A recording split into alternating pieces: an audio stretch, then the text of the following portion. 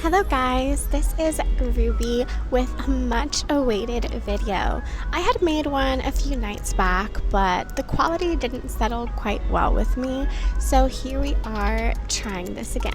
I am so excited to finally be back with a video. I know that many times I've mentioned how I'm going to try to be consistent, and to be honest, life has always gotten in the way. But now I wanted to kind of explain to you guys what I've been up to since moving to another state, different health concerns and health issues I have been battling, my new job as a first grade teacher, an afternoon art teacher, and also a tutor on the side, and talk to you guys a little bit about just my expectations versus reality of working as a first grade teacher and living in the United States. When I originally moved to the United States, I had a variety of reasons of moving from my home country, far away from friends and from my family. I think what has hit me the most has been being away from my mom, seeing myself age and seeing my mom age, and also have to encounter so many difficulties and not being able to be there physically to help her in any way or economically at the moment. So not being close to my best friends has actually made me appreciate their friendships even more. I feel like I was always the type to really reach out when I really, really love and care for people. I will reach out and visit them. But even so, there was a lot of moments where I felt lonely, yet I could still visit a friend a few times a month. Being far away from them has taught me to value that closeness, and that even though you cannot talk to someone every day or see them every day, there's, ways that you can connect, and when you're in the same country, it's so much more easier than when you're miles away from them. Communication can be so much more difficult, especially if you live a very hectic or just overworked type of life. My expectation since moving to the United States was being able to grow professionally, grow personally, by being able to just network and connect with other professionals, other people that also work in education, develop myself personally in the sense where I could go to different places. And I have had a fair amount of exploring on my own, and I have been able to meet a lot of people professionally, at my work, and I've been able to make some really nice acquaintances, but very few friends. I am quite picky with who I have in my close circle and who I share my more intimate life with. So I'm very picky with my friendships, especially after having gone through so much, having grown, having learned, and having experienced not the best connections, relationships, or friendships. I am extremely picky with who I have in my life, who I invite into my home, and who I share my energy and time with. Although I am extremely grateful for the acquaintances that I've met within my job, I haven't been able to develop many deep connections the way I would want to, or consistent friendship relationships. I did do that with one specific person, but unfortunately we had a bit of a fallout, and I'm not going to get into it, but I respect their decision for just wanting to pull away. I believe that if someone is not meant to be in your life for a long time, they were just meant to be in your life for a specific purpose, for a specific reason, for a specific moment. And if they pull away, sometimes it just means that they are either no longer a right fit in your life, or it's just time for you to continue moving on. You can never force someone to stay in your life if they do not want to be in your life, even if there's no concrete reason for them to leave, even if you didn't do anything to purposefully offend them. Even if you try to reach out and communicate, there's only so many times you can try to reach out to someone. If they just don't want to be your friend anymore, don't want to communicate, that's on them. If you're doing all you can, don't feel like it's on you to beg someone for friendship. The correct people that are meant to be in your life will arrive, and they'll stay, and they'll communicate in a beautiful and effective way. Another deep and meaningful connection that I have made with someone for over 7 months, and I am truly and deeply grateful to the universe, grateful to God that I met this person, is my current boyfriend. So, since moving to the US, I had recently gotten out of a relationship. That was during May of 2024. And when I moved to the US, I promised myself I would not get into a relationship for a very good while. I wanted to complete a year of being single, but destiny didn't have it that way. I was 7 months single without talking to anyone. Was not interested or actively seeking for a relationship. And I was really focused on just getting my emotions together and healing from a lot of wounds and a lot of insecurity and fear from my past relationship.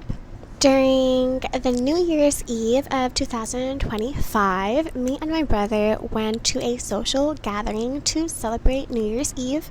It was a public activity, so there was many people we didn't know, and I had no intention of talking or making friendship with anyone with the intention of a relationship. But I remember that night I specifically noticed someone who had been looking at me in a very respectful way. And I kind of told my brother, oh my God, I think that person is so attractive. But obviously, I'm just focused on myself. I'm focused on my healing, and I had no intention of going up to this person and talking to them or anything like that. So I kept on doing my thing, kept on talking and enjoying the night with my brother. And my brother had the audacity, which I'm actually super grateful for. He went up to this person and he told them how I felt or what I thought.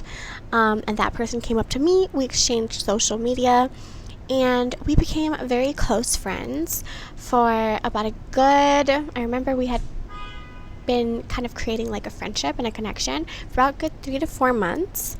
And with time, we realized that we both had deep feelings for each other, and that we both were on the same page. He knew what he wanted, I knew what I wanted, and we both wanted an exclusive and serious relationship, and we were going to pursue that. I felt comfortable enough to let this person into my life because he truly proved to me that he had good intentions with me. I remember during our first dates, he did not do anything. He's never done anything to make me feel uncomfortable. He has always asked me for consent in every single thing he has done, including holding my hand. And he has always been such a great listener.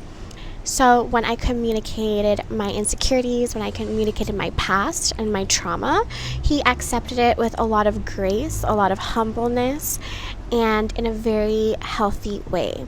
He has always been open to not only listening to me, but making sure that I feel comfortable and safe in his presence, and by always just communicating with me anything that he's feeling, which, to me is something amazing, something I had not received from other partners before.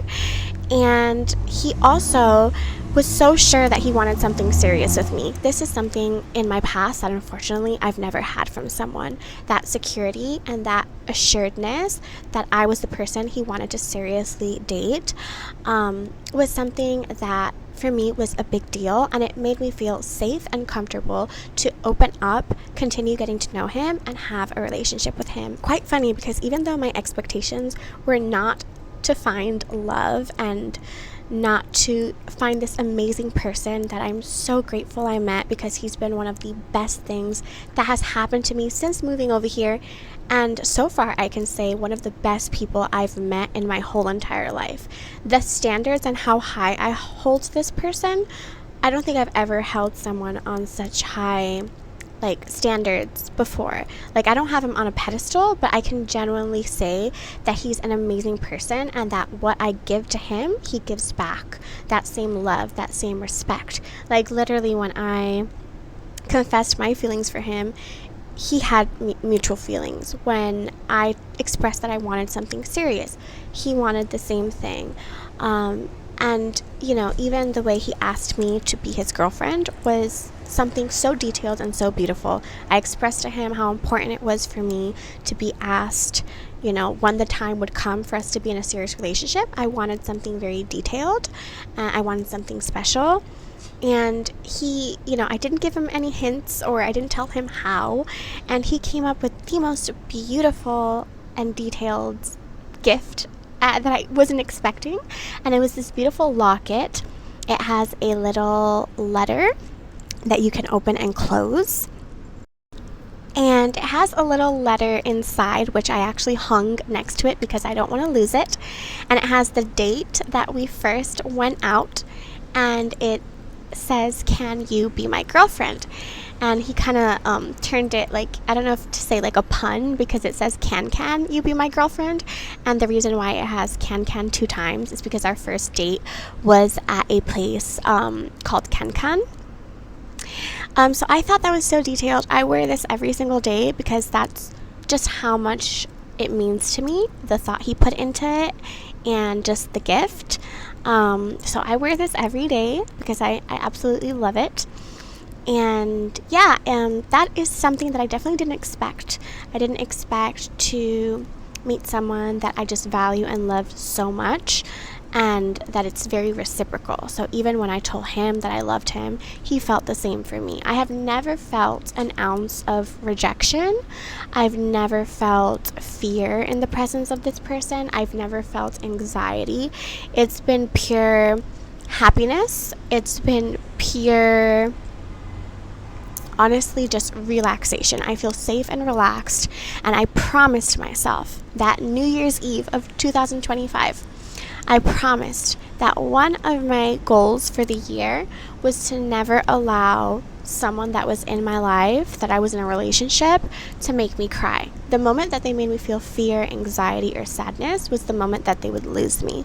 And I can proudly say that this person that I have in my life has never ever made me feel one of those negative emotions. Another expectation versus reality is the hustle culture and the economical difficulties. So since moving over here, the whole plan was to live with a family member for at least a year or 2 years until I got fully settled and was able to save up money, get on my feet, and pay off different things that I have to pay off.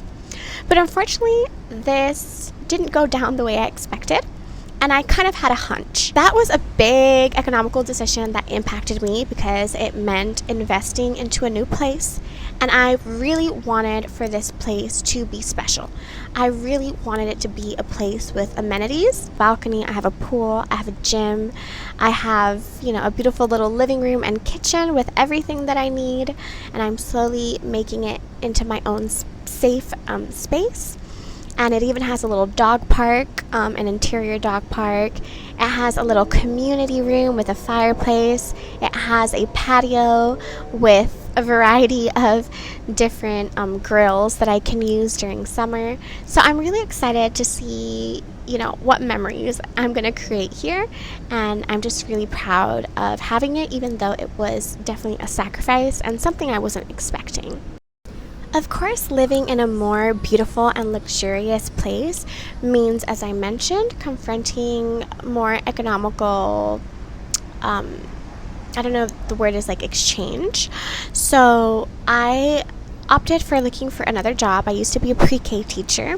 4 days a week, 10 hours a day. I loved having my Wednesdays off, and it was definitely not a lot of responsibility. I didn't have to lesson plan. It was kind of just like clock in, clock out type of schedule.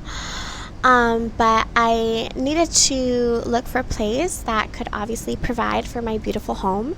So I was able to get my teaching license from this state. I can proudly say I was able to get it, which is great because I've only been here for 7 months and I already have my license. That's something that is going to open so many doors with my job and my career. But unfortunately, I have not found yet the art teaching job that I really desire. So I'm a first grade teacher, and it has been eye-opening. It's been also expectation versus reality. I had these expectations, and they're definitely not being met. I am working about 3 hours more than my contracted time at home without being paid in order to catch up with all of my work. I'm giving 7 subjects to almost 30 kids, and I'm there from 7 to 3:30. I'm also tutoring after school for an hour, and it is so much. The work is never ending, and it has increased my stress in such a way that no other job has ever done. There's so many responsibilities. I give from 3 to 4 tests a week. I have to upload the kids' grades to 2 different platforms, which takes me about an hour and a half each. And I also am required to take courses that the school pays for me. But unfortunately, I have to try to find a way of doing these within school hours, because if I do it at home, I'm not going to get paid for that. So the education system in this particular school has been a shock. It's very against my morals and very against my teaching methodology. If you're a teacher, you know what I'm talking about. These poor first graders are back to back taking classes without barely a break, only 25 minutes of recess and 25 minutes of lunch. And during that time, it's just rushing them and making sure that they're sitting down and not getting up. And to me, it's just abusive to the kids and to me as a teacher. I am still doing my best, even if it means working 2 to 3 hours a day without getting paid at home. I'm doing this because while I'm at that school, I want to give the best of myself, even if it is not my forever school the way I was hoping. So that was definitely an expectation versus reality that did not match up the way I thought it would. But it's okay. I'm pushing through. I'm doing the best I can. And I did realize that it was stressing me out so much that I would kind of doom scroll on social media. And social media, seeing the reality of what's going on in the world, the reality of what's going on where I currently live, it started giving me more anxiety. So I closed all of my social media except my Snapchat, which very few people have, and my YouTube channel, which I barely post on. But I closed everything off because it's just too overwhelming, especially with the amount of stress I already have from work. Another expectation versus reality was my declining health since moving to the city. So I've always suffered from a weak immune system, and being a teacher doesn't help. But it was never like breathing problems. Since I moved to the city, of course, there's a lot of pollution in the air. Also, being a pre-K teacher just exposed me to so many germs and viruses that I literally was hospitalized 3 times in like a span of maybe 2 months. And yeah, it's just the declining health has been crazy. So I ended up being diagnosed with really chronic asthma, and I actually have to see a specialist now in October. So I have to do that as soon as possible. I'm using 3 different asthma pumps and a respiratory machine as well, because when I get sick, my lungs just give out.